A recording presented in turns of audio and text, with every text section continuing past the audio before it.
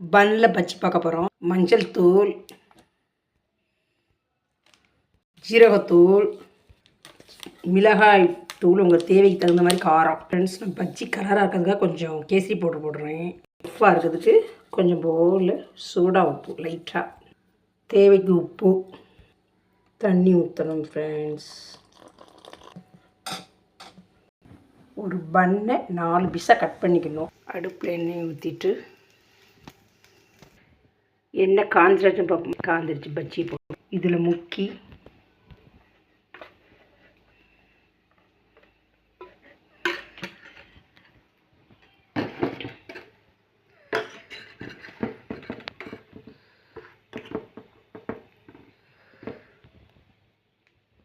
போடணும். Friends, okay friends, tea குடிக்க வாங்க.